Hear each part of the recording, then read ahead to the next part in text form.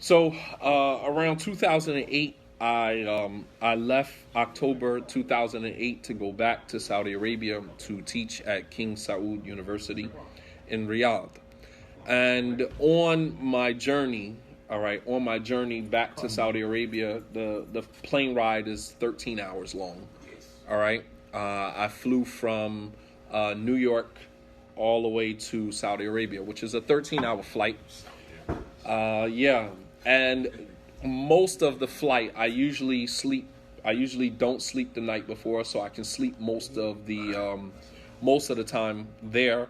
However, I was so interested in writing this book that I was up for about 8 hours that whole entire flight writing, and so I was basically writing this book. And it started off. I always start my books writing off by hand. It's very therapeutic for me, very cathartic for me to take a pen and a paper and write. It's different than sitting in front of a computer typing, because the computer, I'm one of those people, like I like to be in charge. I like, that feeling of being in control. So for me, writing puts me as an author, it puts me in control because I control the pen. I control the paper on which the pen is being written on. So for me, it's cathartic. For some people that think, well, we have computers, why you have to type everything up? You make it extra work for yourself. It's therapeutic for me. Right. I can get my thoughts out more when I'm sitting down with a piece of paper and a pencil writing. Even all of my khutbahs, if you notice, when I stand up and give a khutbah, I always got a bunch of papers in front of me. Most of it is already memorized, but it's the comfort of having the cushion. Like if I make a mistake or I go off, I can always look down at my paper and the information is right there. So I started actually writing this book by hand, while I was on the plane. When I finally got to Riyadh, I was there for the first 3 months by myself. My family wasn't allowed to come until, months later. That's usually how it works. So for the 3 months that I was there, I was basically typing this book up. So I started typing the beginning while I'm writing the end. So when I'm sitting at my desk at work, I'm finished writing the end. And when I got home back to my hotel, I had to stay in a hotel for about 3 months. So when I got back to my hotel, I'm typing up starting from the beginning. So I'm working, this is a process for me.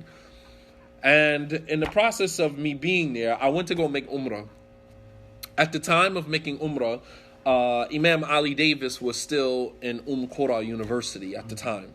He was still a student in the university. And every time I used to, even when I was in Medina, when I would go down to Mecca to perform Umrah, I would always spend a night at his house. Him or there was another brother in Mecca along with him. I would just spend a night at their house, and we would stay up all night going over issues and things like that. I mean, like there's times where we didn't even go to sleep. They're calling their adhan for Fajr. We sitting here arguing and debating over issues, and they're calling their adhan for Fajr. So I went to visit Ali Davis and told him about the book and, just kind of sharing some ideas with him about it. And he said, you know what? You should put your biography in the book.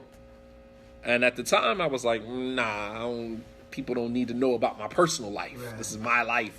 And he was like, no, it said it makes you seem more personal, and it makes people, want to know more about you and approach you. It makes you more approachable to people when they know about you personally.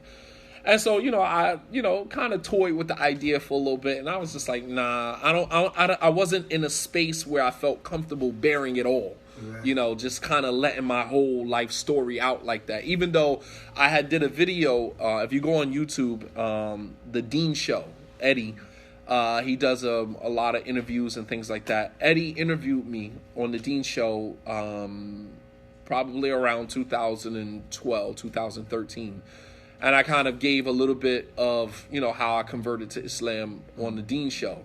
So I figured, it was some of the information was already out there. It wouldn't hurt to just kind of give people a window into my life. Usually those things are written about you once you die.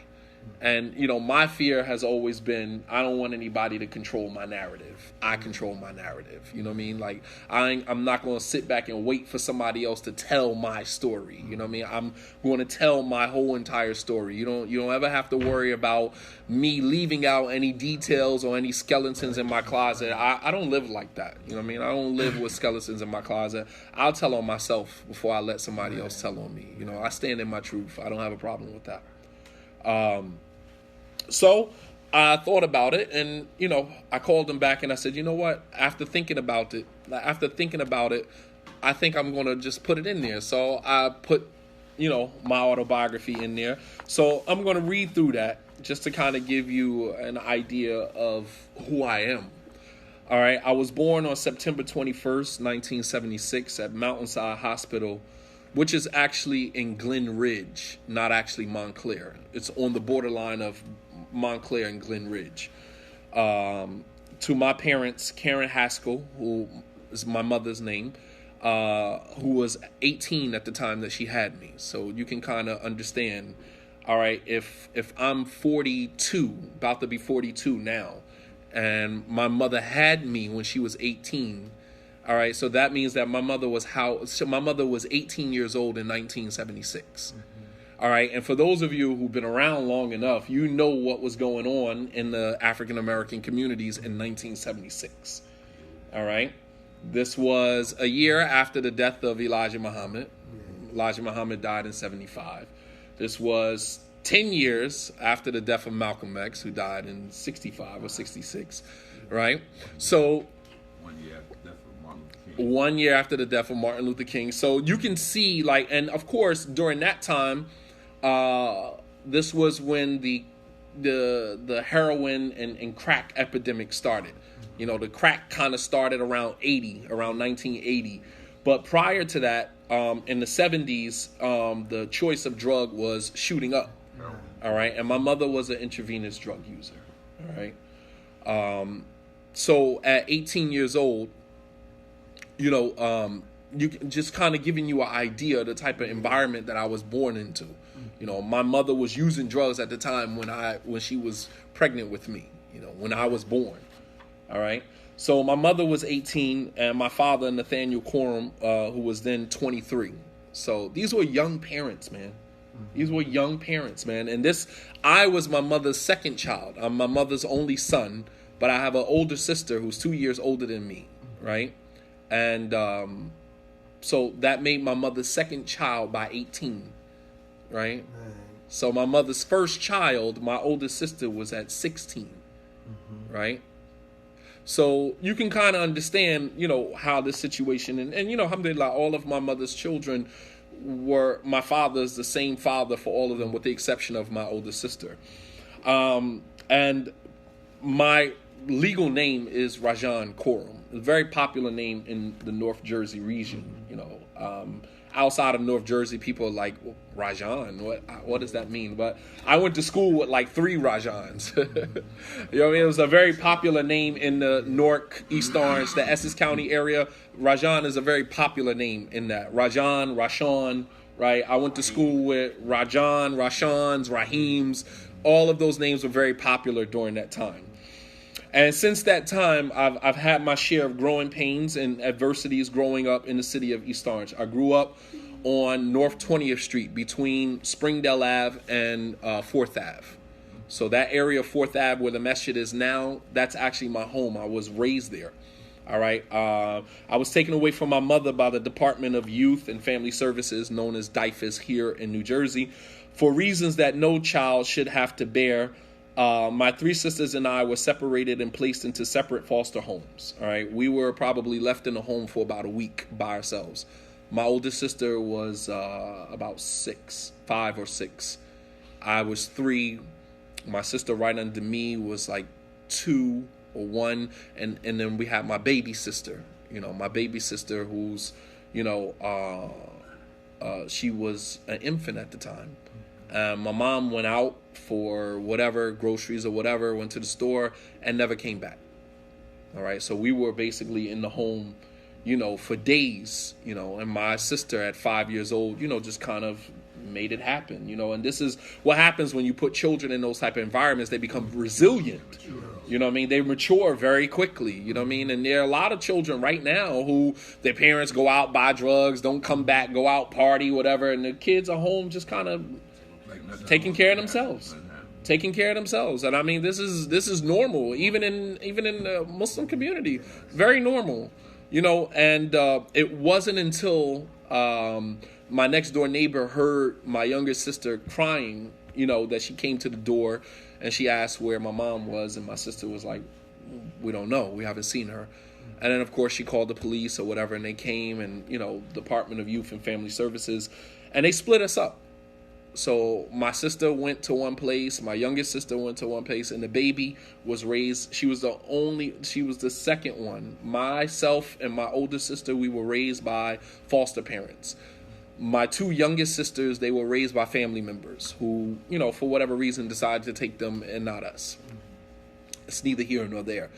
And then eventually, I ran away from the home, a few times or whatever. My first foster mother was a white lady, was a white woman, Miss Bennett. And very, very kind lady, man. She's deceased now, but that was the first home that I was in. And then I was put into the home with my older sister. So me and her were basically raised together in the same foster home. Mm-hmm. All right. And, that obviously was a sore spot for me growing up, because I didn't know how to process that. What kid does? You know what I mean? Like, nobody knows how to process that. You understand? So struggling to find my own identity, I never imagined then that all that I endured as a child was going to pave the way for the individual that I would become as an adult. Going through that as you were growing up, you're like, man, this is the worst thing. I would never treat a dog. I remember saying that to myself, like, man, if I ever had children, I would never do that to my kids. I would never raise a kid the way that, I was raised, and I didn't realize that Allah doesn't put more on your plate than what you can handle. And Allah subhanahu wa ta'ala gave me the exact situation that I needed to become the person that I was going to become.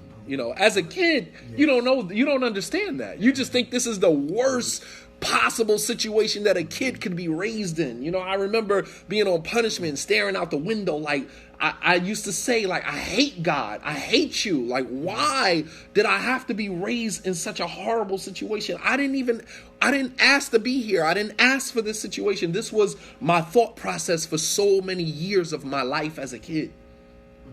I mean, I literally used to curse God, not realizing that I was actually confirming my belief in God. I wasn't like religious. I wasn't raised in like a religious home, but it was just natural. I would look up and I would just say, like, I hate you. I hate you. I hate God. Like, hate for you to, like, what type of God puts a kid in a situation like this? What type of God are you? You know what I mean? And this is, believe it or not, this is the thought process of a lot of people that don't understand God. They don't get it. They don't understand, at the tender age of 14, so fast forward, I had my growing pains, and at the tender age of 14, I began a long and arduous journey on a forked road with 3 exits: death, prison, or succumb to the same poison that I was selling to the mothers and fathers in my community. So around 14 years old, my mom got out of jail. She got her own place, and I was 13, and I was in the 9th grade, and my foster family had moved from East Orange, New Jersey to Chesterfield, Virginia, which is the suburb right outside of Richmond. And I was going to Monacan High School there. And my foster father had a gun. He had a pistol that he used to keep in a box. And so at that time, this was in 89, 90. During that time in Richmond and Virginia, it was a lot of house parties. This is when the movie House Party came out. What's the movie with Nino Brown? New Jack City had just came out, right? So, I'm a teenager, so, we're watching this stuff, Scarface, New Jack City, and that stuff influences, you know what I mean? And I'm growing up, I'm still don't really know who I am, so I'm looking for something to identify with. So I take on this gangster persona. So I find, and of course, Juice, which was my favorite movie all time, right? I thought I was Bishop, literally. You couldn't tell me at that time in my life that I was not Bishop. And I felt like I identified, if you look at all of the characters in Juice, why would a child like me identify with somebody like Bishop? Obviously, because I felt like the similarities, right? And this is the way that young African-American boys, we look out into movies and life imitates art. Life imitates art. What does he want? Is this a cold drink? Yes, it's a cold drink. Caramel Frappuccino with 2 shots of espresso. You New Jacks, man. So I found my foster father's pistol, and so I used to take it to school with me every day. Now this is a loaded gun, all right, a loaded 32, nickel-plated 32. Never forget, first pistol I ever put my hands on. And of course, I was the bad guy at school. I'm from Jersey. Everybody down there talk country. So, I was kind of like that guy, the curly hair, looking like special ed. That was the image I was going for, right? Because the special ed was that guy back then, right? So I had the curly high top fade, and, the 3 cuts in the eyebrows, that was me, right? And I had the pistol, so I'm Bishop. I go to school every day. Everybody know that I'm the guy that's carrying the gun. We go to house parties, fight, break out, pull out the pistol, pop a couple in the air. I'm that guy, I'm that guy. Not realizing that I'm not really about that life. You know what I mean? I'm not really about that life, and this is for a lot of young guys that really don't understand. Like you play that role, and there's a lot of guys sitting in prison right now for accidental murders, right? Accidental murders. You really didn't mean to kill nobody. You really didn't even want to shoot nobody, but you ain't know how to aim the gun. You didn't know the damage that a bullet causes to, you didn't know that bullets, when they enter your body, they break up into little pieces, they ricochet all over the body and hit arteries and sever things and things like that. You don't understand that as a kid. So you just firing a weapon, you know what I mean? And not really realizing the repercussions. If that bullet hits something and ricochet and hits somebody in the head, that's your body. You're done. You're done. In Richmond, Virginia, they don't play. It's a Commonwealth state. They don't play. You understand? So one day my foster father found out that the gun was missing. I never brought the gun home. I used to stash it outside. And I came home from school one day and he said, I know you have my gun. I need you to give it to me. This is serious, because he could get in trouble if I do something with the gun. So I took him to where the gun was, or whatever the case may be, and he was like, pretty much that's it. You got to go. This was the straw that broke the camel's back. You got to go. So they brought me back to Jersey. By this time, my grandfather had helped my mother get her own apartment. This is my mother's own apartment, right? After so many years, she just came home from jail. She got her own place. And so what a great time for me to reunite with my mother, right? I'm 13 years old. This is the first time since I was 3 that I had lived with my mother, right? My mother was like a complete stranger to me, I really didn't even know how to embrace her. I didn't even know how to engage her. You know what I'm saying? I didn't know. All I know is that that's my mom. I've seen her on occasions, when I was younger, and that was pretty much it. So then, I go and I stay with my mom. Obviously, my mom's a single mother. My father's still in and out of prison at that time. And there was nothing that my mother could do to contain me. I had a couple of cousins that lived in Montclair that, were, bad boys. They were bad kids, just about that life, about that life. And immediately I linked up with them. And before you know it, I would say within the first 6 months of me moving in with my mother, I was selling drugs. Started off selling weed. We beat the weed man for his money. Oh, we got robbed. Kept his whole stash. Took all of the money that we made from that. My man who was, Haitian dude who was messing with my sister, He showed us how to get to New York, how to get uptown and buy coke. And from that point forward, that was it, man. We took the money that we got from his weed stash. We started going to New York to buy coke, and that was it, man. I was knee deep in it. By the time I was 14, I had a closet full of sneakers, gold chains, and I was one of them flashy dudes, you know what I mean? Like, I came from nothing. So to have money in my pocket and be able to walk into a store and buy stuff, you know what I mean? It meant everything to me. It was everything. I would spend my last on a gold chain with diamonds in it. I would spend my last on, a Get Fresh outfit, you know what I mean? Go downtown Newark and go get fresh. That meant everything, and so at the tender age of 14, I began a long and arduous journey on a forked road with 3 exits. In that lifestyle, you have to understand from the very beginning, there's only 3 ways out of that. You're either going to get murdered, you're either going to go do a lot of time in prison, or you're going to start using the drugs that you're selling. And there's a ton of guys that I know right now that was selling drugs with me at that time when we were 14, and right now at 40 something years old, complete crackheads. Right now. I mean, to the point where they're unrecognizable. I wouldn't even recognize them. You ride through the same old neighborhood, they same ones. I remember we were 14 and we were going up to New York to buy coke and bottle it up and sell it. And now you're a straight up crackhead. You're using the drugs. I mean, the sad thing about it is that sometimes that happens even while you're still in it. Right? You don't even realize that a guy 16, 17 years old is now sniffing coke, sniffing heroin, until one day, he's, can I get a couple? And you're like, what? I mean, I'm talking about 16-year-old dudes that ran with me that was sniffing heroin. Alhamdulillah, by the permission of Allah, I never used any of that. Marijuana, alcohol, whatever, but that wasn't really my thing. That wasn't where I was about money. I wasn't about getting high. You understand? So while getting high was recreational, I was more so trying to look the part. I was trying to look the part. And,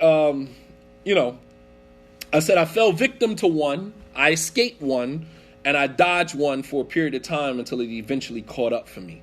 It caught up to me. I said, as for the one that I escaped, it was the noxious disease of addiction. Alhamdulillah, I escaped addiction. And being born to a mother who was using drugs, we was considered crack babies, which means that we have a predisposition to, drug use and abuse, meaning anything that a child born to parents who use drugs, they're already predisposed to that. So that means that anything that we use, we're going to abuse it because there's already a predisposition there. Mm-hmm. So for me, it was a mercy from Allah subhanahu wa ta'ala that I didn't like, smoking weed. I didn't like drinking, I didn't like taking pills. I mean, it was good for the high for the moment, but once I sobered up, I felt horrible, you know what I mean? And it was only a matter of time before I just said, you know what, to hell with that. I'm not even with that.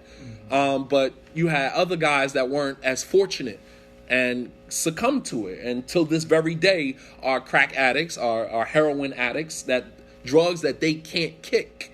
And so for me, alhamdulillah, Allah subhanahu wa ta'ala spared me not to become attached to that. So I never was addicted to drugs. The disease of addiction that has consumed and subsequently destroyed many families in my community, including my own. I mean, you think about it that, it's a cycle. Here you are born to parents that was getting high, and then you turn around and you start getting high. And it always starts off with selling drugs. I remember working at the halfway house, and I used to laugh at a lot of the drug dealers that come in the halfway house and they sit back from this place of privilege, like they have to go through mandatory. And it's like, the thing is that when you in prison, tough guy, for all you tough guys that go to prison and become tough in prison, when you go to prison, right, in order for you to get to a halfway house, you sign up for that. They don't just assign you a halfway house. You sign up for that. When you meet your bare minimum, right? You 2 years, 3 years left on your parole, right? You go and you sign up to go to a halfway house. All right? And then they interview you, right? My supervisor, Shahid Shabazz, used to go to the prisons and interview the guys who were coming to the halfway house. Now, during the interview process, they explain to you, you got to go to NA, you got to go to AA, you got to attend these meetings or whatever. And then when you get to the halfway house, man, I ain't going to none of these meetings. It's like, you tough guy, then stay behind the wall. Why the hell you come into a... Right, exactly, max out. Go the tough guy route and don't come to the program talking about what you not going to do and this is for losers and you ain't no drug addict. The thing about it is that for all the drug dealers who believe that they're not drug addicts, they're not crack addicts, you are actually worse than the crack addict because at least the drug user has an excuse. They suffer from the disease of addiction. What is your excuse? You selling it to them. You selling them the poison, right? What is your excuse? And then you sit from this place of privilege laughing at the guys in NA and AA trying to get help, really sincerely seeking help, trying to get out of that situation while you sitting back cracking jokes. And no, I used to be, anybody who knows me, when I worked at Bull Robinson as well as Tully House in Newark, I used to be hard on them dudes, man. And some people might have said, well, you know, you lacked compassion because you went through the same process. But I went through Kintock and Newark, and I went through the whole process, but I didn't fight the process because I knew it was something that I signed up for. Mm-hmm. And if you were really that gangster, then you would just finish your time behind the wall, so you ain't got to go through all of that. You know what I mean? But nonetheless, you know, the guys that use drugs, you might not be addicted to drugs, but you addicted to the lifestyle. The lifestyle that comes along with it. So you just as bad. You have an addiction. It might not be an addiction to drugs, but you have an addiction. And your addiction is to the lifestyle that comes with selling drugs, going to jail, that whole cycle, which now that you're not involved in it, it's a sick cycle. Whether you're using it or selling it, it doesn't matter. It's a sick process.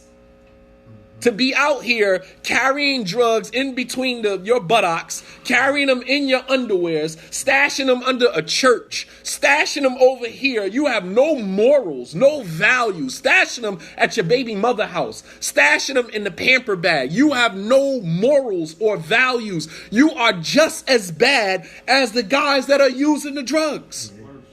You are even worse. You are an enabler. You are a provider of the dysfunction of the society that you're living in. How you go to your baby mother house and cut up your drugs, bottle up your drugs. This is the mother of your children.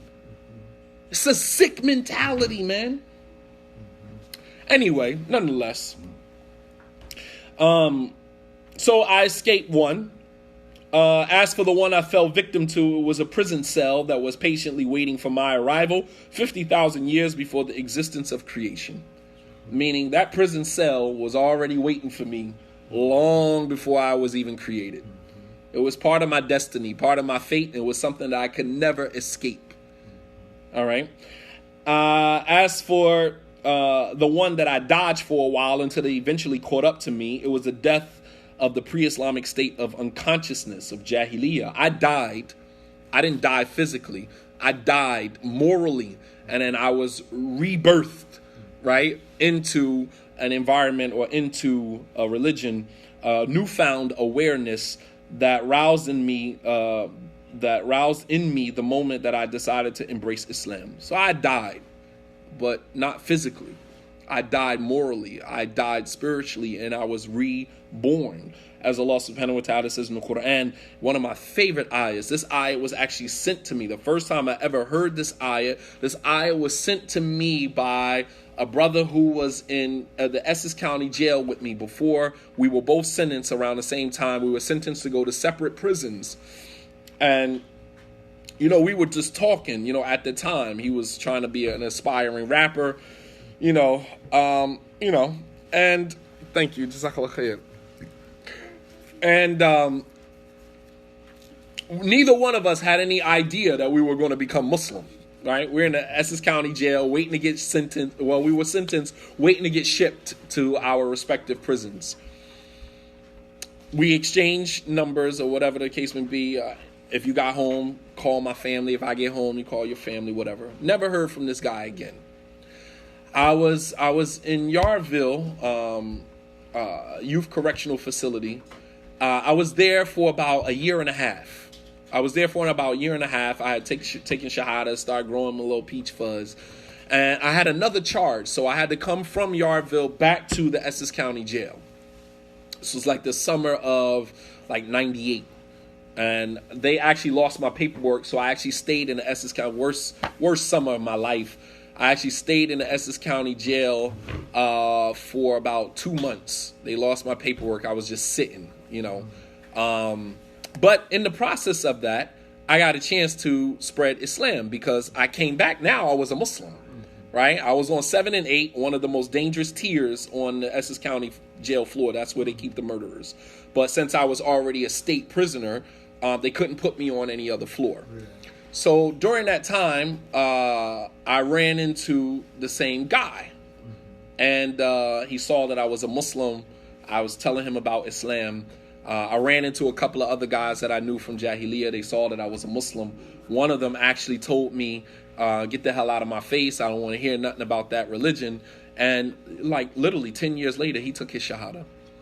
So subhanAllah, it's amazing how Allah subhanahu wa ta'ala uses you in ways in which you don't even realize the impact. Just seeing you, right? Just seeing you with your beard and your thobe. And, at that time, I was Mr. Muslim, right? You couldn't tell me nothing, right?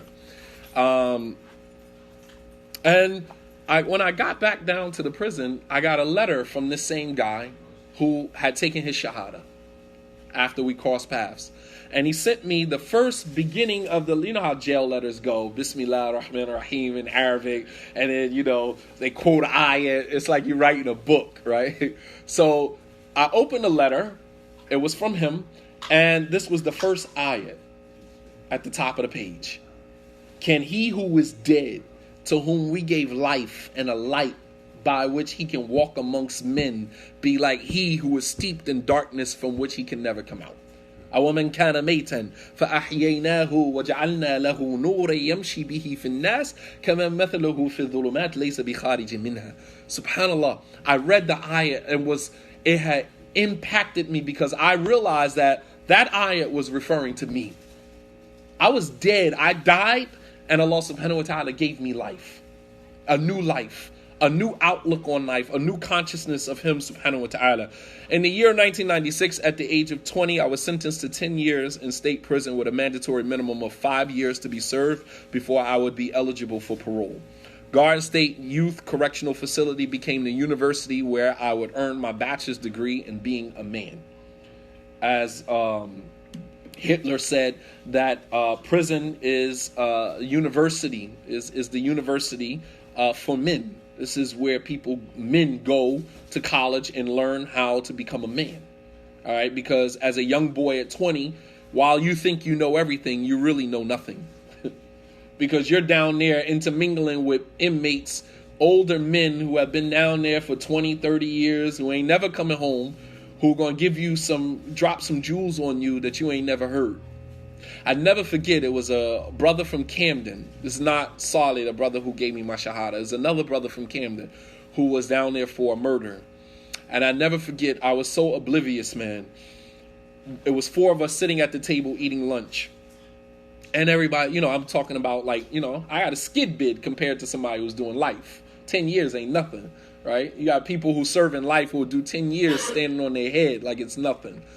So I'm asking the brother, how much time do you have? And he's like, I got 20 with a 10, I got 7 years in. I'm like, all right, you getting ready to go home? I'm like, yeah, I got 10 years and, I got to do 5 and, I already got a year and a half in and, inshallah, I'm going home. And I said to the brother, so when you going home? He's like, I got life. And it was just like an eerie silence over the table. I said nothing else after that. There was nothing else to talk about. It's like I got life. I'm never going home. So this is one of them people that you can't have those conversations around because it's a real sensitive situation. And I learned from that, not to be going around asking people how much time they got. As a stupid young boy move that you learn from your mistakes. You don't do that. All right. So while in the Essex County Jail, I received news that a close friend of mine had been murdered. So before after I got sentenced, while I'm waiting to be deported, to my respective prison, I received news that a friend of mine, a childhood friend of mine, was murdered. His name was Yafeyu Fula, known to the world as Gaddafi, one of Tupac Shakur's proteges from the group The Outlaws. This is a very close friend of mine. As a matter of fact, I was close with all of them. However, Gaddafi, as well as Fatal, these were people from my hometown. They were from Montclair, and we knew each other before the rap and all of that stuff came into play. All right.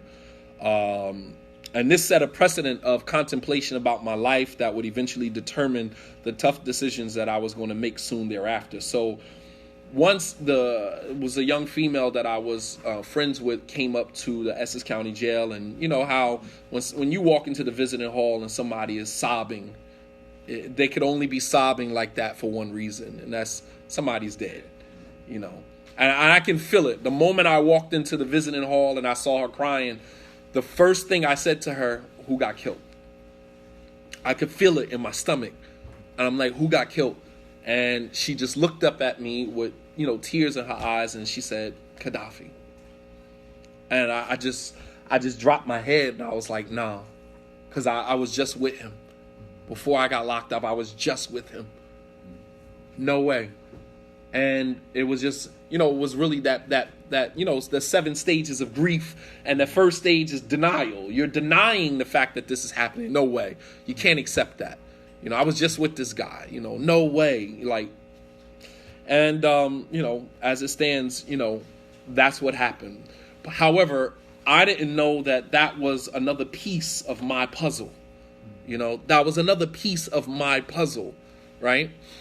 So Yafeyu's murder forced me to reconsider the lifestyle I had previously chosen for myself due to my subjective thinking, lack of parental guidance, poor choices, and most importantly, less than stellar role models. I didn't have role models. I didn't have people that, uncles. All of my uncles was in prison. My mother had one brother, and he was in prison my entire life, my entire childhood. I didn't meet him face to face physically until I was about 17.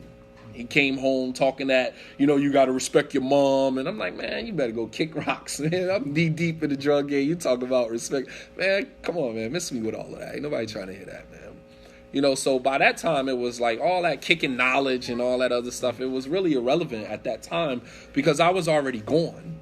I was long gone. Not to mention, months later, he came, send me a page talking about, I go to the cell phone, I go to the corner store to use the phone. He's like, yo, I need you to bring me some drugs. It's like, didn't you just tell me like you just came home from prison? That's the hypocrisy of the old heads, which is why the young guys in jail and prison, they don't have no respect for the older guys. It's like because you got two faces. 1 minute you talking about respect your elders and all this other stuff, and then in the flip side, you coming to buy drugs from me. Like, how am I supposed to respect you? You want me to put you on your feet? You know what I mean? Like, how am I supposed to respect you? So, that's how it happens. So, but subconsciously, like many young men in the inner cities, I created imperceptible obstacles for myself. I was my own worst enemy. I kid you not. My thinking, I was my own worst enemy, right? Which prevented me from achieving anything positive in my life. Thus, I was my own enemy while I blamed everybody else for my failures. It was the white man's fault. It was the police fault. The police don't like me. They out to get me. The white man, the system is all set up for us to fail. And everybody else was at fault except me. Meanwhile, I'm my own worst enemy. I'm my own worst enemy. I kid you not. Yafeyu's mother, Gaddafi's mother, Yasmin, may Allah subhanahu wa ta'ala guide her to Islam. Very, very smart woman, man. Very intelligent woman. She used to be a Black Panther. Her and Afeni Shakur were like sisters. They were very close. And Yasmin is a very, very dear friend of mine, even now to this day. I haven't spoken to her in a few years, but her pain is very deep. Her pain is very deep. That was her only son, her only child. And, her only child was taken away from her, by someone who just didn't regard life, unfortunately. Nonetheless, she said to me on one occasion, she said, man, why are you out here on these streets, man? She said, you're probably one of the smartest kids out there. She said, even more than my own son. She said, Yafeu ain't going to be no more than what he is. That's who he is. She said, I pray for him, but that's who he is. She said, but you're smart. It's something about you. You're smart, man. You're smarter than this. You need to go to school. You need to get your education. I kid you not. Yo, Yasmin she was that mother that wanted to see you succeed. When she would drive by and the cops would have us hemmed up on the wall searching us, she would stop in the middle of traffic, jump out and start yelling at the cops, screaming at the cops. You know, these young black men and y'all harassing them and blah, blah, blah, blah, blah. I mean, so she was always one of those people that saw something in you when you didn't see anything in yourself. Mm-hmm. She was that type of person and still is to this day, man. And so his murder forced me to reconsider my lifestyle. So, you know, once I go back to my cell and I'm sitting there thinking like, damn, if I was just with this guy and, you know, he wasn't a bad guy. Like, he wasn't like malicious. He wasn't like a bad guy. He had pretty decent upbringing, you know what I mean? Considering his circumstances, but nothing like my own, you know, and I thought that I was probably way worse than him. And I'm like, well, if God took him and left me, then there must be like a bigger plan for me. So these are all of the thoughts that, you know, obviously when you're in prison, you got time to, you in jail, you got time to sit down and think. So I'm thinking to myself, like, well, what is it? You know, what is it? So that had me starting to contemplate, you know, another piece of my puzzle. So upon entering the prison industrial complex, I met up with an old friend of mine from the streets named Kasim Davis, Cool Kaz. Anyone who was down Yarville know who Cool Kaz was. Who was serving a sentence for an attempted murder. I remember the day clearly like it was yesterday. Incidents of this magnitude you tend to never forget, no matter how clouded other memories become. When you out in the streets and you see a guy get shot, and you see a guy get murdered in front of you, you don't necessarily forget those images. And this is the thing, like as you grow older and you become an adult and you move into civilian life, if I could use that term, right? As you're working alongside of people, even in the Islamic community, people don't really realize the things that you've witnessed, the things that you've seen, the things that you've been through, you know what I mean? And you're trying to maintain your composure because you know what jail life is like. And I'm not trying to go back there if I can help that. You know, so while you allow people to kind of push your buttons and say things about you and through, you know, meanwhile, your biggest enemy is yourself. Your biggest struggle is you. I'm not worried about you talking about me. I'm worried about me and what I might do to you. You understand what I'm saying? My fear is me, not you. You understand what I'm saying? And it's unfortunate that a lot of guys that don't come from that background, you know, came from dual parent homes and had a pretty normal life, you know, and grow up in Islam and somehow become Muslim, right? And then they have this privilege of sitting around talking about people and mentioning people's names in manners that are unfavorable, not realizing that the person that you talking about, I'm not saying me because I'm not a killer, you know what I mean? But anybody can be a potential killer given the, you know, the right circumstances. You understand? You put anybody back against the wall, they'll become a completely different person. You know what I mean? And we have to be conscious of the things that we say about people and the consequences that, you know, may come to you as a result of that. Everybody doesn't have the self-restraint that Allah subhanahu wa ta'ala obligates on us in the Quran and that which is obligated upon us in the Sunnah of the Prophet sallallahu alaihi wasallam. Everybody doesn't have that. Some people still struggling, you know, including myself, you know. So nonetheless, the images in my mind are as clear as the sun on a hot summer day. It was the summer of 1994, and I was 17 years old. I never forget. I watched with my own eyes as the bullets from his chrome-plated .45 caliber shot past my face with expediency and accuracy, piercing the body of his contender. I never saw Kasim again after this incident until the day that I entered prison, or as Hitler called it, a university paid for by the state. So this was the last time I saw Kasim, right? So 94, this happened. He went on a run There was a friend of mine, who used to go down south, get guns, bring them back up, sell them, whatever the case may be. So, my whole crew clique, we was gunned up. Everybody had guns. You know what I mean? I had a gun on me, gun in my stash, gun at home. You know what I mean? Like, everybody buying the guns up. And this is how the guns are filtered into, our communities, right? So he had this, nickel-plated, 45. It was very pretty. And, it was only a matter of time before the right situation arose for him to use it, right? This is how young guys who get a hold of guns, walking around the environment, the neighborhood with the gun, you ain't got nothing else better to do, and you just waiting for a situation to pop off so you can have an excuse to use your gun, right? Which is why I don't own a gun till today, right? I don't own a gun till today because I realize that I become a different person when I have access to a weapon. Most people do. Going for your weapon becomes your default.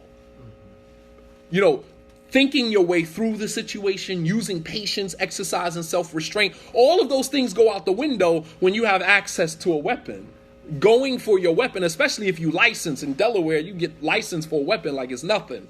And I've really been trying to, restrain myself from going to get my license because I know it's a process. Once you get your license, you're going to the gun store, right? They got gun stores on the streets like it's nothing. You got open carry in Delaware.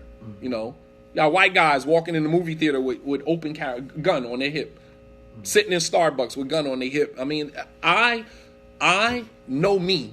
And I cannot put myself in those situations because I know that in those situations, when you have access to a weapon, your default is to pull your weapon rather than solve the situation with, intellect. Utilizing what we have from our religion of, patience and understanding and trying to talk your way through the situation, your default is to just go for your weapon. And I don't want to put myself in that situation because having a weapon on you, there's too many situations out here for you to use your weapon. Situations pop off all the time, no matter where you are. I mean, like a 15-year-old kid just got dragged out of a bodega in the Bronx just a couple of days ago and was literally macheted to death right there in the middle of the street. 15 years old. I mean, situations pop off. You just in the store buying something and guy walks in with a knife. I mean, like it's too many situations out here, for you to use your weapon. It becomes too easy. So, for that reason, I personally don't have a weapon, that doesn't mean I don't have access to one if I needed it, but I choose not to. I choose not to go that route. Because in our situation, in our environment here in America right now, we are like the Wild Wild West right now. This is what America has become. And this is exactly what the powers that be want our environments to become. Give them guns and let them kill themselves. It's another way of population control. You understand? That's exactly what they want. You're talking about a society of people who spend the vast majority of their hours, the 24 hours that they've been given in a day, spend the vast majority of those hours inebriated, intoxicated. Like, we're Muslims, so we don't necessarily use drugs or alcohol, right? I haven't touched a drug since the day I took my Shahada, period. I haven't touched a drug, haven't touched a cigarette, haven't touched alcohol. I have never gone backwards, alhamdulillah, since that very day that I took my Shahada. So a lot of times when you live a sober lifestyle, you tend to think that everybody around you is sober when that's not the case. The moment you pull out of your driveway, everybody in just about every car that's whether in front of you or behind you or on the right of you or left of you, everybody is on some type of drug. Everybody. Prescription drugs, marijuana, alcohol. Man, I got family members that take sips of alcohol as soon as they get up in the morning. It's a lifestyle. You understand? Meanwhile, you sober, making all these moves and decisions while not being on any drugs at all and surrounded by a bunch of, an environment full of crackheads. This is our environment. And then these people have access to weapons. Access to weapons. We're giving them licenses to carry weapons while you're walking around inebriated, drunk, intoxicated, and you have a license to carry a weapon, So I literally watch, my man Kaz gun this guy down. Man, it's a big guy. And it was a real simple situation, man. But here again, when you got access to a weapon, you're less likely to talk the situation out. It was all over a kid sitting on his car alarm go off. He come out the house, rah, rah, rah, rah, rah. My man Kaz pulls out his pistol. The guy still keeps walking up on him because some people ain't scared of a gun. They don't care that you got a gun. Some people don't give a damn. Literally. So for all of you tough guys that pull out your guns, and like, some people don't care that you got a gun. You understand what I'm saying? Some people don't care.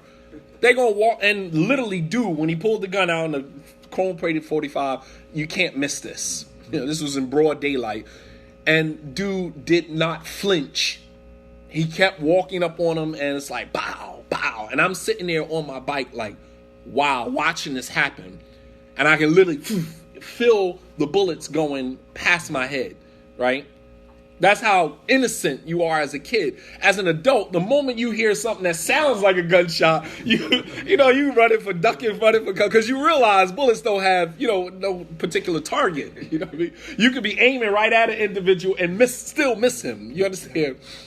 So I never seen him again after this until the day I entered into the prison, and he was right there at reception. To make sure that, you got people coming in, make sure your people get taken care of.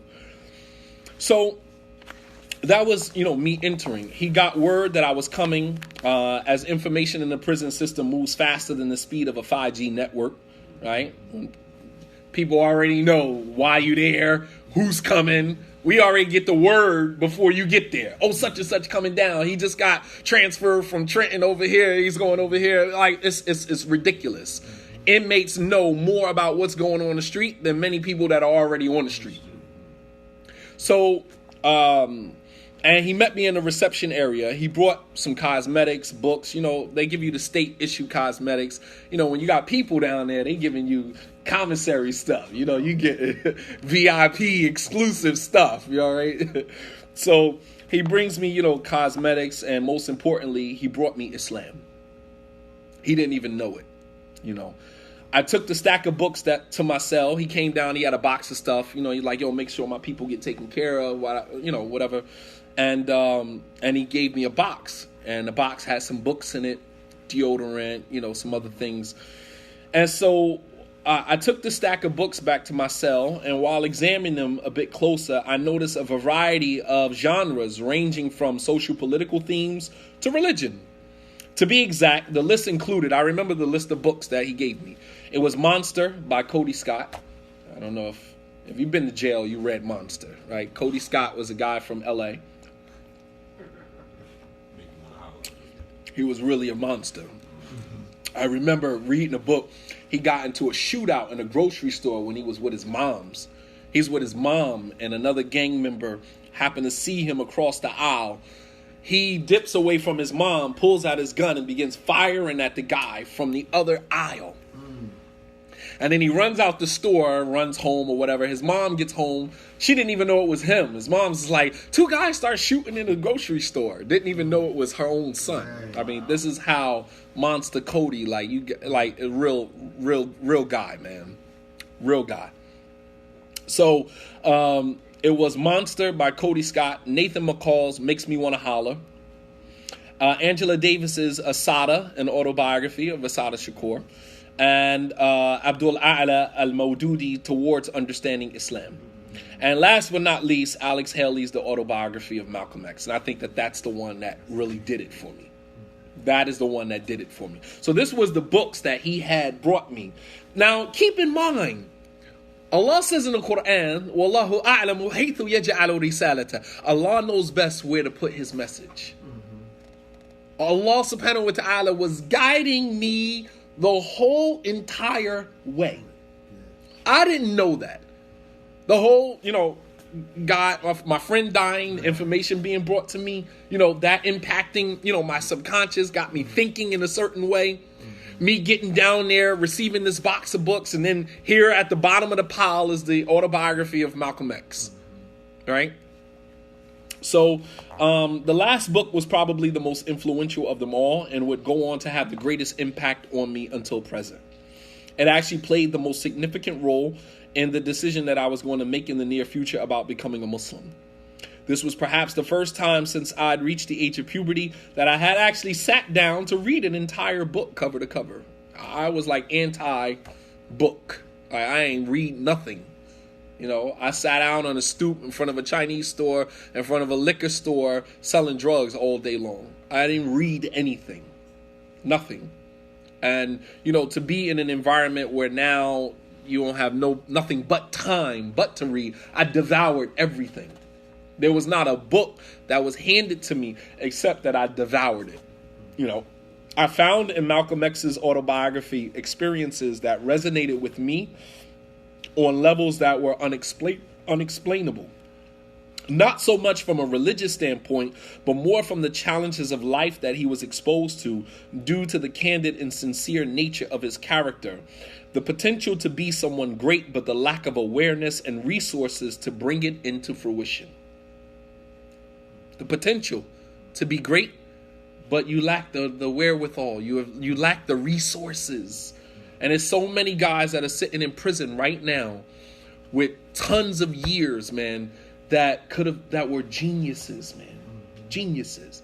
They may have gotten years for drug dealing, may have got years for, you know, kingpin charges or whatever the case may be. But had they taken those experiences and used them in a different manner, they could have been, you know, the next Steve Jobs, the next, you know, Warren Buffett's. You know what I mean? These are the Warren Buffetts of our society, of our environments.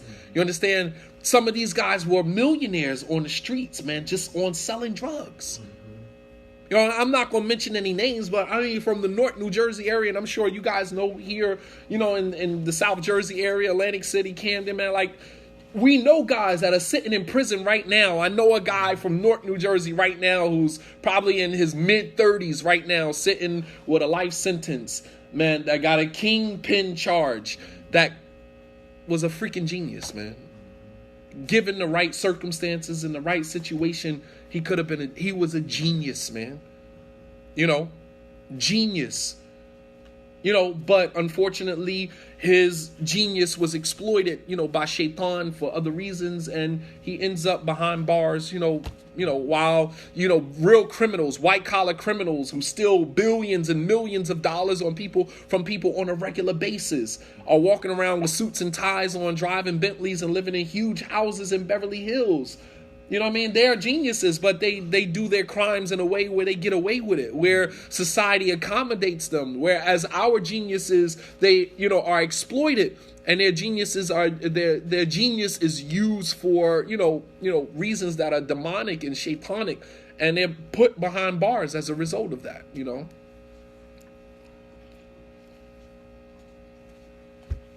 So it wasn't so much from a religious standpoint, but from the challenges that Malcolm X went through and that he was exposed to, and the sincere nature of his character. When you look at Malcolm, he was very sincere. Almost Malcolm X's character reminds you a lot like Umar ibn al-Khattab, just very sincere, very rigid. When they get locked into a certain place, they're sincere. And sometimes their sincerity gets them in trouble. Sometimes when you look at Umar anhu, and sometimes how he interacted with the Prophet ﷺ and angered the Prophet, and how he interacted, it was very sincere. It wasn't malicious. It wasn't like he was doing it in a way where he was trying to undermine the position of the Prophet ﷺ. It was a sincerity. It was a sincerity. Like when he wanted to pray over the hypocrite, and Umar came behind and grabbed him by his toe. It's like, oh, Messenger of Allah, you can't pray over him. He's a hypocrite. And the Prophet said, Akhira anni ya Umar. Back away from me, Umar. I'm going to pray over him until Allah tell me I can't. Who are you to tell me I can't pray over him? I'm the messenger of Allah. Like, your boldness, your boldness. But it was sincere. On the peace treaty of Hudaybiyah, Umar went to the Prophet after he signed the peace treaty. He said, aren't you the messenger of Allah? The Prophet ﷺ said, of course, Umar. He said, well, aren't we the ones that's on the truth and our enemies are on falsehood? He said, of course, Umar. He said, then why do we always got to take the shorter end of the stick? Why? He said, I am the messenger of Allah and I don't disobey my Lord, Umar. This came from Allah. This ain't from me. Umar didn't understand that. But the sincerity You understand? And sometimes that sincerity gets you in trouble, And I relate to that because I like to believe that I'm a very sincere person. And anyone who knows me, I don't come at you sideways. I'm not a trickster. I'm not a slickster. I give it to you straight up, raw, uncut. That's who I've always been. I've always been that type of person. As a matter of fact, the charge that I got locked up for, Hussein Fatal was my co-defendant. He was my co-defendant. But they were my drugs. And rather than, let somebody else take the weight with me, it was mine. And I pled out to it. It was my stuff. He ain't had nothing to do with it. He just happened to be in the cab with me at the time when the police pulled the cab over. They caught my young guy who was hustling for me or whatever. They would been watching him the whole day. You know what I mean? I go up to him to go collect some money from him. They come from all different angles. He just happened to be in the car with me. And they locked all of us up. And, he's looking at me like, dude, like, I ain't had nothing to do with this, man. Like, this is your stuff. That's your man, right? And, and I had to take the weight for it. I'm a stand-up type of guy. That's the type of person that I am. You know what I mean? I'm not going to let nobody take the weight for something that's mine. And you have some dudes that would have never said nothing. Zip, we're going to take it to trial. Negro, you ain't taking nothing to trial because you're going to wait until you get behind them doors and you're going to start singing like a mockingbird. Talking about we taking it to trial. Like, it ain't his. Let him go. Cut him loose from the situation and just own it and say it's yours. I'm riding in the car with you. It's your gun. I don't know you got a gun in the car. I'm riding in the car with you. We get pulled over. Cop said, oh, look what I found in the trunk. We're going to take it to trial. We ain't taking Jack to trial because it ain't mine. That's yours. What you mean we taking it to trial? Negroes, you crazy? And then what ends up happening, you don't say anything, and now you become my enemy behind the wall. Yeah. So when I run into you in the bullpit, and I give you the business, you understand what I'm saying? You know what I mean? Like, it is what it is. Or they go to PC. Or they go to protective custody. Yeah, right. You know how that go. Wow. No. That sincerity, man. That sincerity sometimes it gets you in trouble. Even with Malcolm, when he found out what was happening with the Nation of Islam, he didn't know how to process it. Yeah. He didn't know how to process it. So he started calling him out on it in public in front of everybody. And they had to muzzle him. They had to muzzle him. Right? And so, of course, first they send the letter, okay, you can't give talks no more, right? Similar to what the scholars did to me, right? If you look at how that plays out, right? Because now you jeopardizing their enterprise, right? You got in, you was in there. I was Salafi, I was in there. Still Salafi, just not on that type of Salafiyah, right? You in there. So you know the inner workings of it. So you have the potential now to shut the whole thing down. So we got to muzzle you. So now you can't give talks no more, right? That's what the Nation of Islam did to Malcolm X. They muzzled him. You can't talk no more. So he went on his hiatus, not talking anymore. Then he started speaking. Then they said, you no longer represent the Nation of Islam. So when you talk now, you talk independent of the Nation of Islam. You don't represent the Nation of Islam. So here again, you're not Salafi. The Sheikh said you off it, you're not Salafi. So now when you speak for you as an individual. You don't speak on behalf of the Salafis because you're not Salafi, right? Pay attention to how this stuff works, man. So eventually, he started calling them out, and then, of course, the straw that broke the camel's back is when he said about Elijah Muhammad that, any grown man who gets a 15-year-old girl pregnant that's not his wife has to be insane. Something has to be wrong with him. And those were the words that eventually got his life taken. Because that was the straw that broke the camel's back. You're talking about a man that people regarded as a prophet of God, as a messenger of God. You understand? People will kill you for their beliefs. And rather than, and the thing is to say to Malcolm X, if he would have just, been a little bit more savvy, or if he'd have just been a little bit more, he'd have finessed it a little differently, then perhaps he would have been here, would have been asking Malcolm X to be other than Malcolm X. There was no other way he would have been able to handle that situation other than the way that he did, because that's who he was. You understand? I hate when people revisit situations and say, oh, if he would have just did this. Basically, what you're asking me is to not be me. Shadid Muhammad, if you would have just went back to the scholars, if you would have just apologized, if you would have just did this, if you would have just did that, then, maybe you could have been, part of the Salafi clique. And to ask me to do that is to ask me to be other than who I am, which I don't know how. I don't know how to be other than me. I'm sorry. That was never going to happen. That is never going to happen. So, to ask Malcolm X to be other than Malcolm X is an expectation that is unrealistic. So, I was amazed to see how refined, he had become after embracing what, he thought then had been the religion of Islam. I was intrigued by the years of internal suffering he had experienced and the fact that he was able to find his silver lining under such circumstances, which was absolutely admirable. We're talking about Malcolm X, how he went to prison and was able to refine himself. And he was able to find an outlet for all that pain, right? As Alex Haley said that, that the Nation of Islam gave Malcolm X the platform and the mallet to hammer out all of his pain. And you can hear it in his early lectures. You can hear the pain, in his voice. You can hear it in his lectures. And then, of course, over a period of time, he began to refine himself and realize he began to soften up and mature, right? Mature. Similar to Umar radiallahu anhu. When Umar became the Khalifa, he gave the khutbah. His first khutbah, he said, I'm hearing people whispering, saying that Umar was very shadid, very rigid during the time of the Prophet and during the time of Abu Bakr, and he's going to be rigid with us. He said, I'm hearing whispers about this. He said, yes, during the time of the Prophet sallallahu alaihi wasallam, he said, kuntu sayfan sultan. I used to be an unsheathed sword. I was uncontrollable. Right? When you take the sword out of the sheath, I'm cutting anybody that comes next to me. I was that during the time of the Prophet sallallahu alaihi wasallam. I was like an unsheathed sword. He said, and then during the 2 years that Abu Bakr was the Khalifa, I was the same way. He said, but now that I am the Khalifa, he said, my shiddah, my harshness is only reserved for those who seek to make the lives of the Muslims difficult.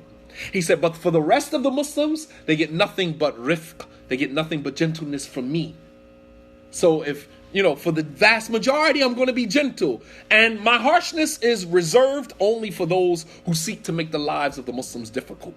So he had matured. He got the lessons that he needed to get. And so did Malcolm X. That actually sounds like actually a good book.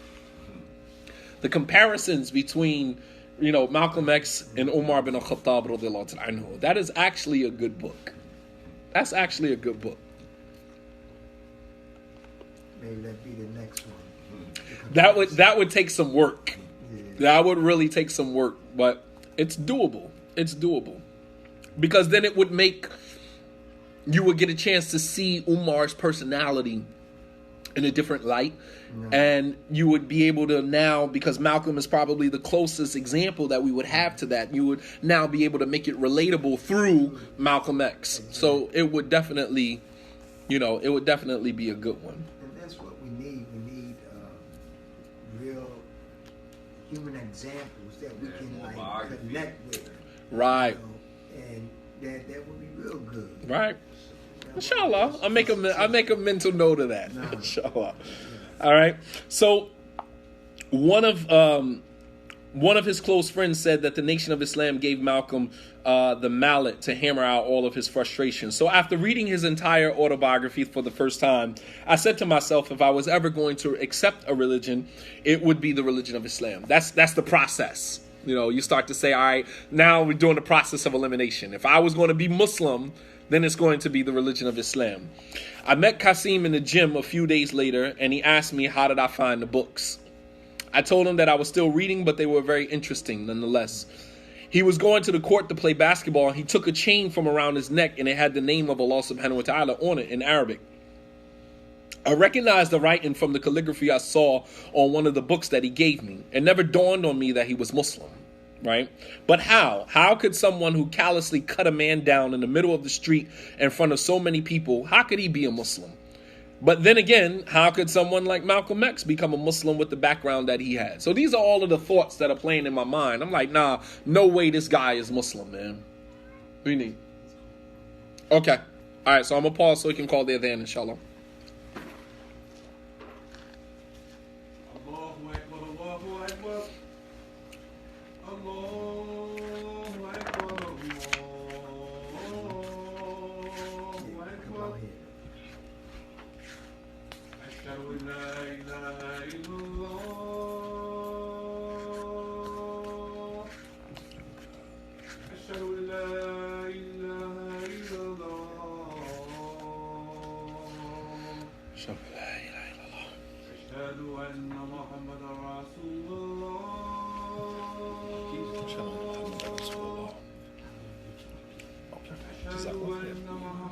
You want me to sign him? Yeah.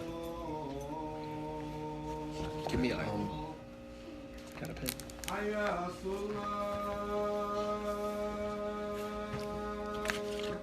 Got a pen.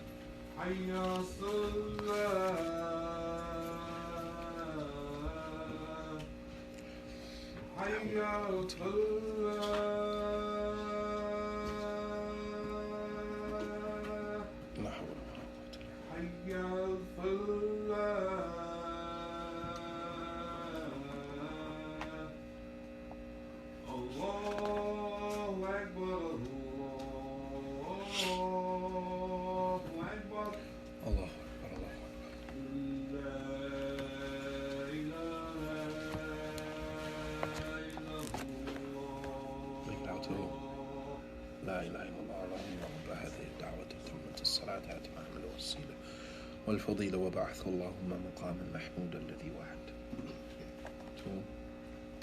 Ishaq. Spell it. I-S-H-A-Q. Isaac. I remember. Yeah, man. I told you that. That's you up. Yeah, it's been a while.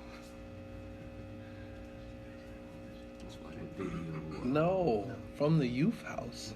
Yeah, that too. I was telling you that. It's been a while. Wow. It's been a while. I've been down here. Wow. I've been down in Atlantic City now for a couple of years, but I've been in Towns River with my family, with my daughter's mom. I had left wow. Exactly. From Chancellor, from Irvington. Right. Right. Yeah, Napoleon, he's in Saudi Arabia. Right.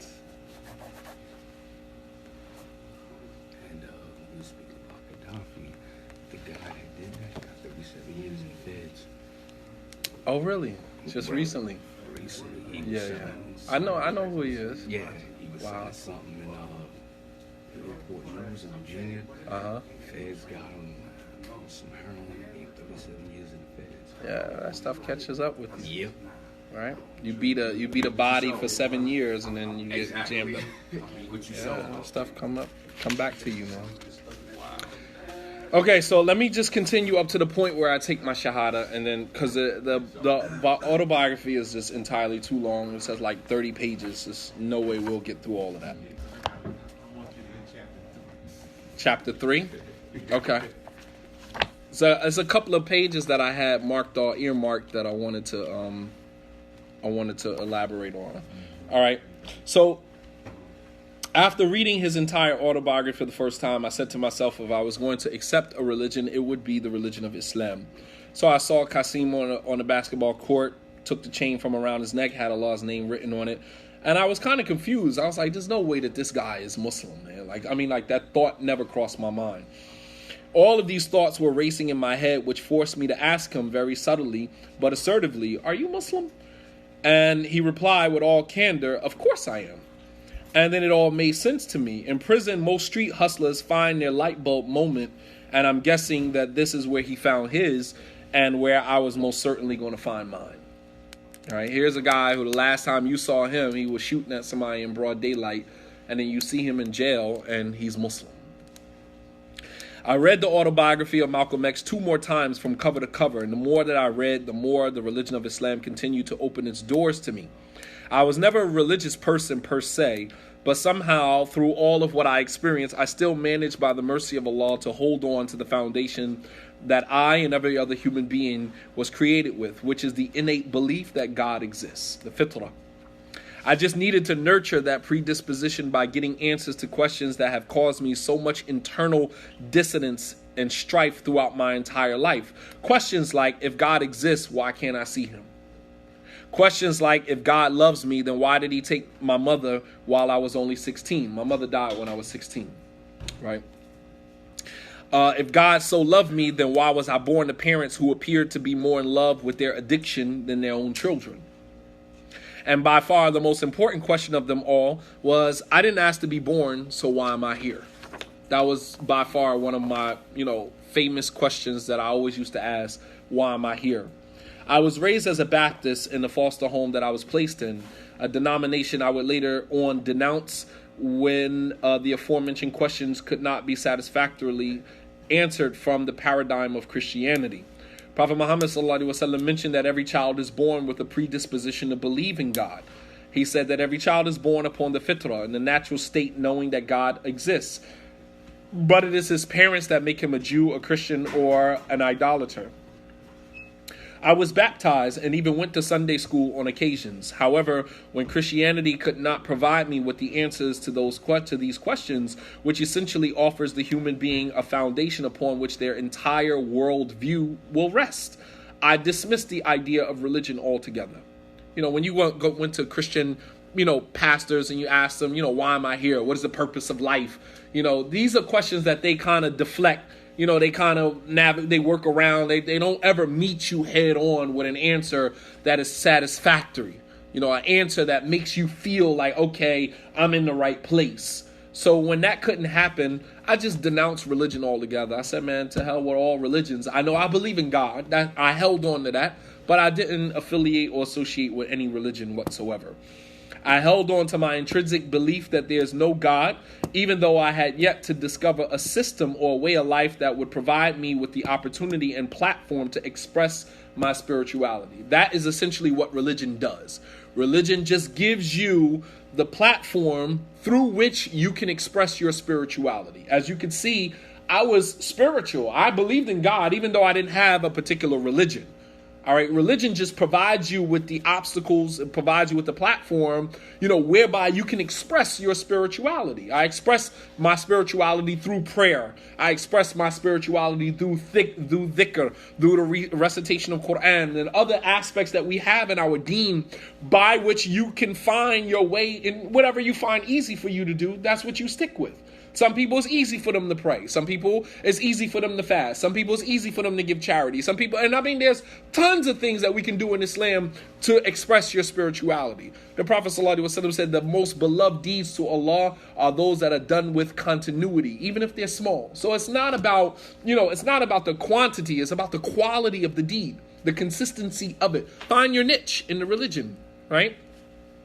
So the more that I read about Islam, the more questions I asked, the more I became clear about these issues which had beleaguered me for such a great portion of my life. I learned that the only reason that I can't see God is because of his magnificence, and his beauty is so great that if he was to remove the veil from his face, which separates him from his creation, its beauty and splendor would burn up everything in the heavens and the earth. This is why Allah subhanahu wa ta'ala told Prophet Musa when he inquisitively requested that he show him himself, and Allah told Musa, you will never see me. قَالَ لَن تَرَانِي. You will never see me. All right. I also learned that the reason why Allah took my mother while I was only 16 is because death is an inescapable reality that we all must experience. Allah says in the Quran, كُلُّ نَفْسٍ ذَائِقَةُ الْمَوْتِ. Every soul will taste death. So when he asked the question, if God loved me, why he take my mother? If God loves me, why he take my grandmother? Those are not legitimate questions, because the fact of the matter is that everybody's going to die. So what do you wait until God takes your soul and say, well, if God loved me, why did he take my soul? Why did he remove me? Everybody is going to die. That's an inescapable reality. So that whole idea that if God exists, why did he take my mother? Why did he take my father? Why did he take my grandmother? Everybody is going to die. That is the only consistent reality in our entire lives. The only thing that is consistent in our life is death. And as paradoxical as that seems, It is. That's what it is. The reality of life is death. Period. I learned that the answer to one of the most important questions that just about every non-Muslim contemplates, but oftentimes the thought gets dismissed before it starts to burden the psyche to provide it with answers. I learned that the purpose in life was the sole reason for which I was created, and that is to serve Allah subhanahu wa ta'ala. We always ask, well, why am I here? I didn't ask to be born. Why am I here? We are here to prove to God that we are worthy of creating us. Our gratitude to Allah subhanahu wa ta'ala. We are here to serve him in hopes that we can prove to Allah subhanahu wa ta'ala that we are grateful for the life that he gave us. Allah says in the Quran, I did not create وَمَا خَلَقْتُ الْجِنَّ وَالْإِنسَ إِلَّا لِيَعْبُدُونَ. You can't imagine the level of solace and tranquility this verse brought to my heart. All throughout my life, I never had an answer to why I was here. Nobody could ever answer that question for me. Why am I here? And to read that in Islam and to read that in the Quran, that I only created you to serve me, it brought so much peace and satisfaction to my life. It was like my life was just about complete at that point. All right. And I have been asking this question over and over and never received a convincing answer up until now. Qasim invited me to the prison, Masjid Bilal, where the Muslim chaplain who used to come from the outside to teach and educate the Muslims about the essentials of their religion. His name was Mujahid Salam from Camden, New Jersey. Mujahid Salam from Camden, New Jersey. And Mujahid, he accepted Islam at the hands of, what's his name? Somebody help me. No. No. Keep going. Old head from Camden. What's his name? Ali Sapan. Arabic teacher. Ali Sapan. You understand? Ali Sapan ran with Muhammad, the Muhammad's father. Anwar and Enes's father from Philadelphia. Ali Sapan used to go to some of the masjids in Philadelphia to try to get them to come to Camden and teach Islam. That's how bad. Ali Subhan, may Allah subhanahu wa ta'ala preserve him.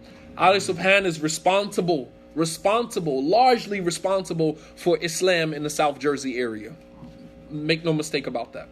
From Camden to Atlantic City to all of this area down here, very much responsible for a lot of that, believe it or not.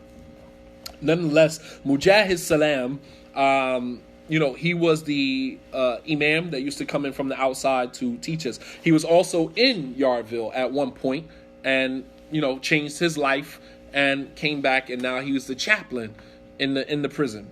All right. He was a living example that a Muslim could leave the prison institution and become a productive, practicing Muslim citizen of society. So I went up to him on one occasion and heard the most amazing concept in which I had already believed. Later on, I found out that this was the core principle upon which rests the entire religion of Islam. And this concept was that of monotheism, la ilaha illallah. As you could imagine, I was beginning to connect the dots quicker than I could create them. It all starting to make sense to me now. On another occasion, I went to the masjid and the in-house imam, a very genuine brother named Saleh from Camden, New Jersey, was given a lecture. He was serving a 40-year sentence with a mandatory minimum of 20 years for an alleged murder. He had been in prison since 1989, and this was now 1997, and I still believe that Brother Saleh is still incarcerated till this day. He spoke about the concept of La ilaha illallah, and there were a number of non-Muslims who, just like me, came to listen. All right, there was a whole bunch of non-Muslims sitting in the back of the masjid, and I was one of them.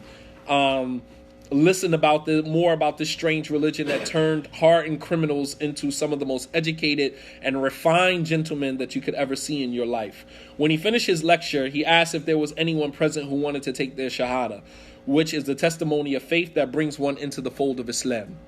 At the tender age of 20 years old, I felt that by accepting the religion of Islam, I would be depriving myself of a life that, in actuality, I was trying so hard to get away from. A life that had shown me no mercy up to that point, a life that I loved dearly but did not love me back, a life that was in fact a mirage for anyone too unconscious and spiritually immature to see its underlying reality. Allah says in the Quran, and those who disbelieve, their deeds are like a mirage in a desert, When a man parched with thirst mistakes it for water, until when he comes upon it and he finds it to be nothing, and there he only finds Allah who will pay him his due, and Allah is swift in reckoning. This is the life of the disbeliever. We see it like a mirage, right? And then when we get closer and closer and closer, we start to see the reality that the only thing that is consistent is Allah subhanahu wa ta'ala, is God. However, it was a life that I had grown so accustomed to that even though I was aware of its many perils, there was still a part of me that wanted to hold on to it. True life begins at the ends of one's comfort zone. True life begins at the end of your comfort zone. And what I didn't know at the time was that the reluctance that I was experiencing was normal for anyone trying to step outside of the box created by fear and deep insecurity. At that last very moment, right before you're about to take Shahada, you go through this period of fear and insecurity. What am I going to lose? What about this? And what are they going to think about me? And in reality, when you sit back and you peel back the layers, you realize that none of them people gave a damn about you, right? Why do you put so much emphasis on what people are going to think about you? You're talking about people who never wrote you a letter, never put a dime on your books, never came to see you, never had anything to do with you. Once you're out of sight, out of mind. But yet, that very moment when you're about to embrace Islam, you worried about what they gonna think. What they gonna think when I get back to the hood with a beard. What they gonna think when I tell them that I'm Muslim. And these are all of the thoughts that are going through your mind. And these are the people that you shouldn't even be caring about, because they don't give a damn about you. You worrying about the streets. The streets show you no love. None. But we care so much about it. We care so much about the people who care so little about us. We care so much about things that don't give a damn about us. Why? This is your salvation. Why is that so important? What other people are going to think about you? How are you going to go back to the hood, as a Muslim? How are you going to go back like this? So what? What have they ever done for you? What? How many people I done put money up for bail? Nobody ever bailed me out, ever. Nobody. I put money up for so many people to get bailed out. Never. Because the person who has, or the person who people believe that they have, right? They are the ones that people least help. They get the least amount of help from people, right? People say it all the time. The person who you think that person has it, they are the least person to get help from other people. When in fact, they need just as much help as everybody else. But everybody think that they got it, so they good. They don't need nothing. You understand? And it's just like, okay, just because I got a little money doesn't mean that I don't need help. But you're constantly helping everybody else. And then when it comes time for you to make a decision, when it comes time for you to choose you got to consider everybody else. Man, I don't have to consider anybody. The fact that I embrace Islam and I am the least person that you need to worry about as my debt paid to society. I can walk down the street. You ain't never got to worry about me running your pockets. You ain't never got to worry about me hitting your stash. You ain't never got to worry about me riding in a car with a gun. I'm the one that you don't need to worry about. My debt is paid. We even. My embracing Islam made me and the hood, we're even. I don't owe you nothing. You don't owe me nothing. Right? Like Umar said, that I want to leave this world. La li wa la alayya. I want to leave this world, nobody owing me and me not owing nobody. That's how I want my life to be. I don't want nobody owing me nothing, and I don't owe nobody nothing. I don't owe you nothing. I don't owe you an explanation for why I became Muslim. I don't owe you an explanation for why I look the way I look. I don't owe you an explanation for why I don't want to come hang out with you. I don't owe you anything. Don't ask me for anything. I don't owe you no money. All debts were settled. If I owed you anything prior to me becoming Muslim, then consider it, a debt settled. I'll pray for you. That's all. We even, Stephen. And this is the mentality that keeps brothers going back and forth, because it seems like we're indebted to the hood. We indebted to our baby mothers. We indebted to the people that, snitched on us. This dude snitched on you. How do you owe him? You don't owe him nothing. Right, exactly. He did you a favor. But for some reason, we have this thought process that we feel like we are indebted to places, people, and things that don't give a damn about us. And as I gave a lecture some time ago, it's okay to choose you. It's okay to say, you know what? I'm putting myself first now. I put me first now. I put everybody else first in my life. I put my mama first, put my kids first, put this one first, the baby mama first. I put this one first. It's time to put me first. And it's sad because the moment you do that, it's like everybody else is like, well, what about us? It's like, I've been doing you for so many years. It's time for me to do me. Because y'all are insatiable. You'll never be satisfied. Never. Never. You're never satisfied. Insatiable. And so at some point you have to learn that, you know what? I'm putting me first now. My priorities come first now. And there's nothing wrong with that. When the Prophet ﷺ was given an option, Allah gave him an option to either remain in this dunya with his companions or leave this world and be with Allah subhanahu wa ta'ala. What did he choose? He chose to leave. It's okay to choose me. I love you. You're my companions. I love you. But it's time for me to make my choice now. His last words were, Biography, know the highest companionship. That was his response to Jibril's choice. And those were the last words that came out of the mouth of the Prophet ﷺ. His last words were, Bal al-Rafiq al-A'la, know the highest companionship. And that was in response to Jibril's choice to either stay here or be with Allah. And he chose Allah subhanahu wa ta'ala. So we have to understand that at some point it's okay to choose you. It's okay, and there's nothing wrong with that. And that was something that people who knew me, they had to get comfortable with that. That's your journey, not mine. I made my journey. I found my way to Islam. That was my journey. Your journey now is to learn how to accept me for who I am, because that ain't changing. I remind my grandmother right now to this very day. The day I came home, I went to my grandmother's house. The first thing my grandmother said to me when she saw me, she said, wonder how long that's going to last. I ain't say nothing. I just reminded her. My grandmother's in a home for the elderly. I went to go see my grandmother about 2 months ago. And I was like, Grandma, remember when I first came home and you was like, I wonder how long that's going to last? She was like, boy, shut up.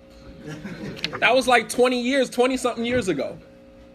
Wonder how long that's going to last, huh? She was like, boy, shut up.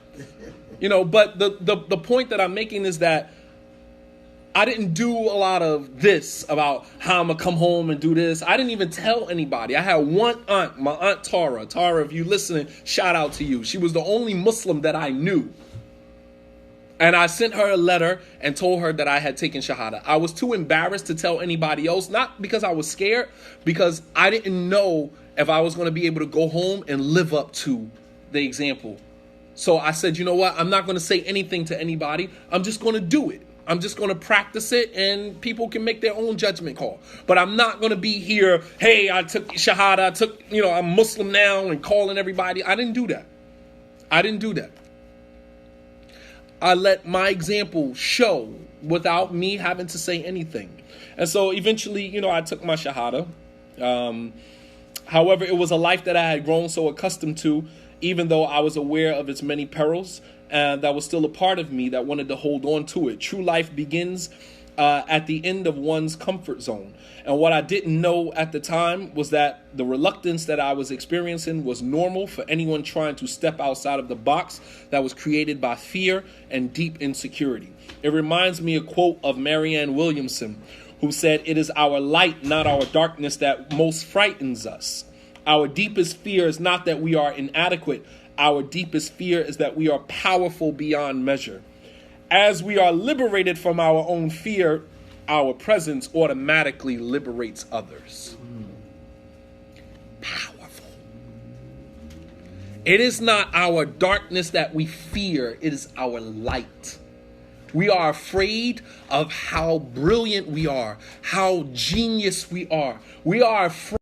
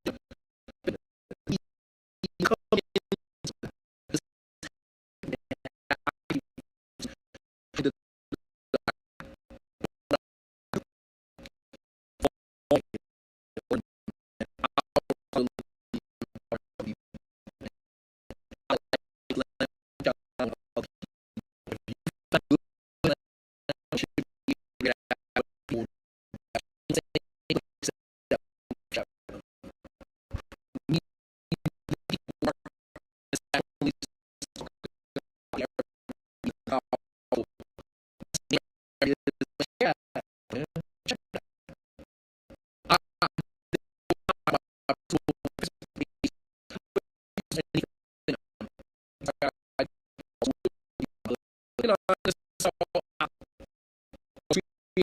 you know,